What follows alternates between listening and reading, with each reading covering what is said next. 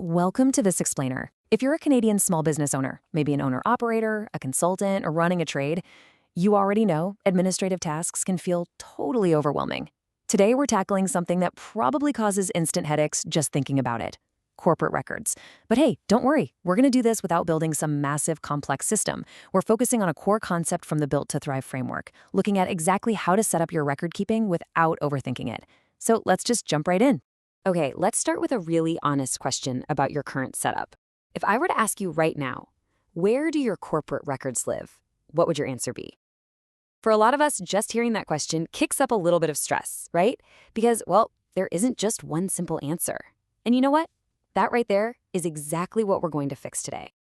You see, most corporate record-keeping problems begin way before tax time. They don't start when you sit down with your accountant in a panic. They actually start the moment files are saved inconsistently and just scattered across a million different places. We're talking about the usual suspects here: an invoice buried deep in your email inbox, a bank statement floating around your computer's downloads folder, a blurry picture of a receipt lost somewhere in your phone's camera roll, or literally a physical piece of paper currently fading away in the glove box of your truck. When records are scattered like that, finding them just becomes a massive, exhausting chore. So, the absolutely crucial point here is that we need to strip away the stress. You really need to realize that keeping your business organized shouldn't require you to be an accounting expert. You don't need to know complex financial jargon, and you definitely don't need to build a massive corporate manual. As the Built to Thrive materials emphasize, good record keeping does not need to be complicated. Actually, it just needs to be consistent. In fact, we're explicitly giving you permission right now to just aim for good enough. Seriously, your goal is not to build this flawless, sprawling corporate document system that takes hours to manage. Instead, your focus should simply be on creating a basic structure to save and review your records. It's really just about making your corporate records easier to save, find, support, and review when the time comes. Perfection is totally the enemy of action here. Good enough is what actually keeps your business running smoothly day to day. To make record-keeping manageable and completely remove the guesswork, you really only need three things. We call this the rule of one, and it is beautifully simple. Are you ready? You need exactly one clear folder structure, one consistent file naming method, and one repeatable place for those records. That is the whole shebang. If you have those three things, your record-keeping instantly transforms from a stressful mess into a calm, manageable routine. Step 1. Create one main place.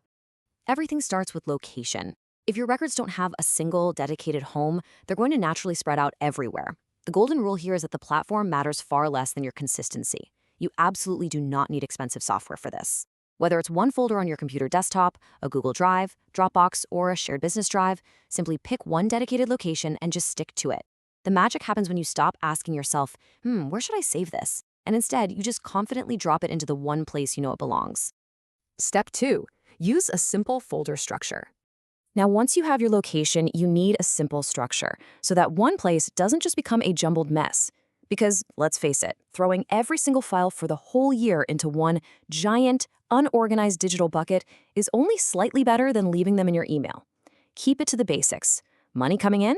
That goes in your income folder. Money going out? Expenses. Throw in a few folders for bank statements, credit card statements, GST or HST filings, and corporate documents, and you're pretty much set. Keep it broad, keep it logical, and try to keep it under 10 main folders per year. Step 3. Name files properly. So a folder is really only as good as the files inside it. Come on, we've all been guilty of saving things as receipt1.pdf, scan copy, or invoice new. But those names tell you absolutely nothing. If you open your brand new expense folder and see 50 vaguely named files, you haven't actually solved the problem. Instead, use a simple structure like year, month, day, vendor, description, and amount. A useful file name instantly shows you the date, the source, and the purpose. When you name a file 2025.04.12 Adobe subscription, it automatically sorts chronologically on your computer. It makes it incredibly easy for you or your accountant to find exactly what you need without clicking open a dozen files. Ultimately, this whole system comes down to a really simple 20-minute monthly habit. Just snap a photo of a receipt immediately, jot down its business purpose, and download your monthly PDF straight into those clearly labeled folders. When everything has a place and a clear name, 20 minutes a month is literally all it takes to keep administration from feeling like a massive burden hanging over your head. Step 4. Save records the same way every time. Remember, the most beautifully designed system in the world only works if you actually use it consistently. Having the folders is great, but the final piece of the puzzle is your own behavior. You need to save receipts when they happen. Snap a photo instantly while you're still standing at the store register. Download your statements regularly at the end of the month. Place those files directly into the right folder using your new naming method. And whatever you do, don't delay. Never leave records trapped in your email, your downloads folder, or your photo roll telling yourself you'll deal with it later. Trust me, dealing with it later is exactly how year-end panic begins. Oh, and a super quick but absolutely vital tip here: you must download actual PDF statements from your bank. A lot of people just snap a quick screenshot of their banking app on their phone, but here's the thing. Simple screenshots will not be accepted by the Canada Revenue Agency if you ever need to support your records. Take the extra 30 seconds to log into your banking portal and download the official PDF. It's a tiny step that completely protects your business. Let's look at what good enough actually looks like. Let's step back and summarize what a successful, good enough first record-keeping setup actually means for your day-to-day operations as a small business owner. It is incredibly empowering when you reach this stage. It means your corporate records have exactly one place to live, your folders make sense to you without overthinking, your file names are totally consistent, magically sorting themselves chronologically, and most importantly, providing support later, whether that's for tax filing, handing things off to your accountant, or even an audit, is completely effortless because you never have to guess what a transaction was for or where the receipt is hiding. Good record keeping depends entirely on a simple system used the exact same way each time. You don't need complexity, you just need consistency. So your next step is to take action. Use the Built to Thrive file naming and record storage guide to set up your corporation today. It's going to walk you right through creating this exact simple structure for your business.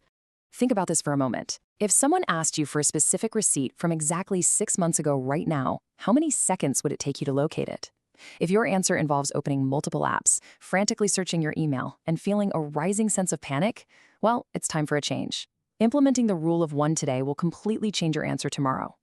But once you've conquered your record keeping, what other parts of your financial discipline are you ready to optimize and automate? Thanks for joining us for this explainer, and we highly recommend putting these simple steps into practice right away.